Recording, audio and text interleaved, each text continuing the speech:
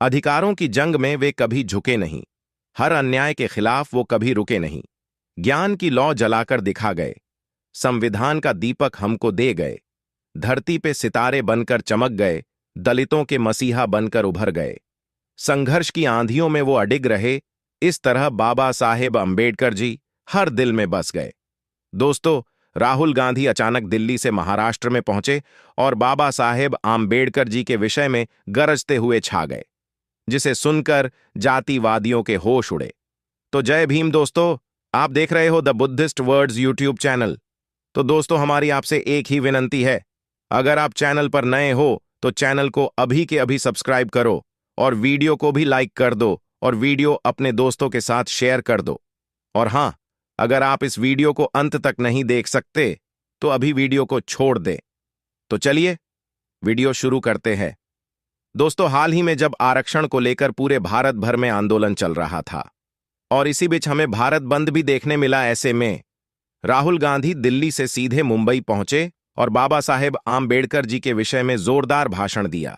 उन्होंने उनके भाषण में कहा, डॉक्टर भीमराव अंबेडकर जी का पूरा जीवन जाति व्यवस्था के खिलाफ संघर्ष का प्रतीक है। उन्होंने अपने जीवन में जो सामाजिक भेदभाव झेला, उसने उन्हें जाति प्रथा को खत्म करने और समानता स्थापित करने के लिए प्रेरित किया।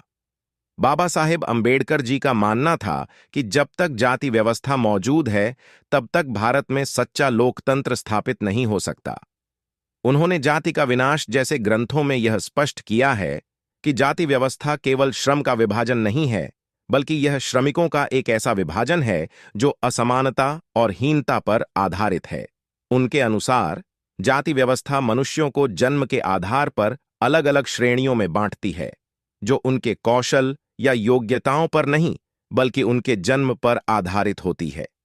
बाबा साहेब अंबेडकर जी ने अपने पूरे जीवन में दलितों और पिछड़े वर्गों के अधिकारों की पैरवी की। भारतीय संविधान के प्रारूप समिति के अध्यक्ष के रूप में उन्होंने यह सुनिश्चित किया कि समानता और सामाजिक न्याय के सिद्धांत संविधान में शामिल हों। 1950 में अपनाए गए भारतीय संविधान में जाति के आधार पर भेदभाव को गैर कानूनी घोषित किया गया और सभी नागरिकों को समान अधिकार दिए गए, जो बाबा साहेब अंबेडकर जी के जीवन भर के संघर्ष का परिणाम थे। बाबा साहेब जी ने शिक्षा और आर्थिक सशक्तिकरण को दलितों और पिछड़े वर्गों के उत्थान का मुख्य साधन माना। अंबेडकर का यह मानना था कि जब तक शिक्षा और आर्थिक अवसर उपलब्ध नहीं होंगे, तब तक उत्पीड़ित वर्ग अपने सामाजिक स्थिति से बाहर नहीं निकल पाएंगे। उनका प्रसिद्ध नारा शिक्षित बनो, संगठित बनो, संघर्ष करो, इस बात का प्रतीक है कि शिक्षा से ही सामाजिक बदलाव संभव है। बाबा साहेब अंबेडकर जी ने सामाजिक और धार्मिक नींव पर भी जाति प्रथा को चुनौती दी। 1956 में उन्होंने और उनके अनुयायियों ने बौद्ध धर्म को अपनाया। यह हिंदू धर्म में व्याप्त जाति आधारित उत्पीड़न के खिलाफ एक सशक्त बयान था। बौद्ध धर्म अपनाकर बाबा साहेब अंबेडकर जी ने यह संदेश दिया कि जाति प्रथा से मुक्ति पाने के लिए सामाजिक और धार्मिक बदलाव की आवश्यकता है।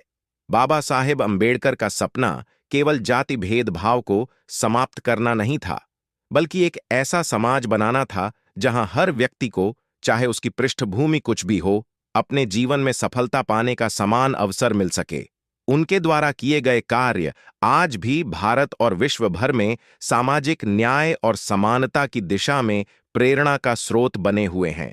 दोस्तों, आपको राहुल गांधी जी के विचार अगर अच्छे लगे हो तो वीडियो को एक लाइक करके अपने दोस्तों के साथ शेयर करें। दोस्तों, वीडियो में आगे जानेंगे बाबा साहेब अंबेडकर जी के हिंदू धर्म के बारे में क्या विचार थे। दोस्तों, बाबा साहेब भीमराव अंबेडकर जी एक महान विचारक, समाज सुधारक और संविधान निर्माता थे, जिन्होंने भारतीय समाज में जाति व्यवस्था, धर्म और समानता के मुद्दों पर गहन चिंतन किया। उनके विचार और सिद्धांतों ने समाज को नई दिशा दी और विशेष रूप से शोषित, दलित और पिछड़े वर्गों के अधिकारों के लिए प्रेरणा का स्रोत बने।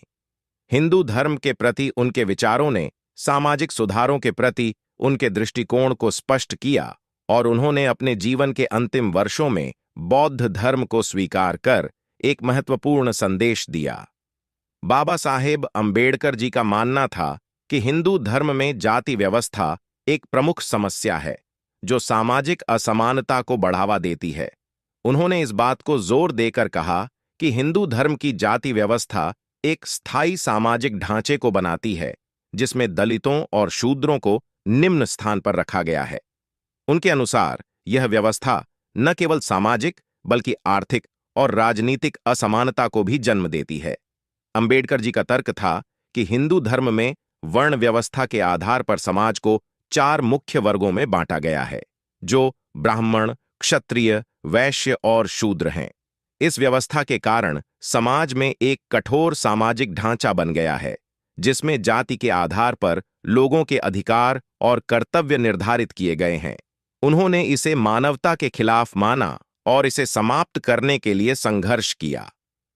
अंबेडकर जी ने हिंदू धर्म के ग्रंथों, विशेषकर मनुस्मृति, को दलितों के शोषण का प्रमुख कारण माना। उनका कहना था कि मनुस्मृति जैसे ग्रंथों ने जाति व्यवस्था को धार्मिक और सामाजिक मान्यता दी है, जिससे दलितों को सदियों से अत्याचार और भेदभाव का सामना करना पड़ा है। उन्होंने इसे अस्वीकार करते हुए कहा कि यह ग्रंथ मानवता के विरुद्ध है और इसे नष्ट कर देना चाहिए। बाबा साहेब अंबेडकर जी का मानना था कि धर्म का मुख्य उद्देश्य मानवाधिकारों की रक्षा करना और समाज में समानता की स्थापना करना होना चाहिए। उनके अनुसार हिंदू धर्म में ऐसा नहीं हो पाया है। उन्होंने इस बात पर जोर दिया कि एक ऐसा धर्म जो समाज के एक बड़े हिस्से को उनके बुनियादी अधिकारों से वंचित करता है, उसे मानवता के लिए हानिकारक माना जाना चाहिए। उन्होंने यह भी कहा कि धर्म का उद्देश्य मनुष्य को नैतिक और आध्यात्मिक रूप से उन्नत करना है, लेकिन हिंदू धर्म में जाति व्यवस्था और धार्मिक अंधविश्वासों ने इसे पूरा नहीं किया। उन्होंने कहा कि जब धर्म मानवता के खिलाफ हो जाता है तो उसे छोड़ देना ही बेहतर है। बाबा साहेब अंबेडकर ने 14 अक्टूबर 1956 को नागपुर में अपने लाखों अनुयायियों के साथ बौद्ध धर्म की दीक्षा ली। उनका यह कदम एक महत्वपूर्ण सामाजिक और धार्मिक आंदोलन था। अंबेडकर ने हिंदू धर्म को छोड़ने का कारण स्पष्ट करते हुए कहा कि हिंदू धर्म में उनके और उनके जैसे करोड़ों दलितों के लिए कोई सम्मान और समानता नहीं है। तो दोस्तों, आपके इस विषय पर क्या विचार है, हमें कमेंट करके बताइए। और अगर वीडियो पसंद आया हो तो वीडियो को लाइक करके चैनल को सब्सक्राइब जरूर करें और बेल आइकॉन प्रेस करें। मिलते हैं किसी और वीडियो में। जय भीम, जय भारत, धन्यवाद।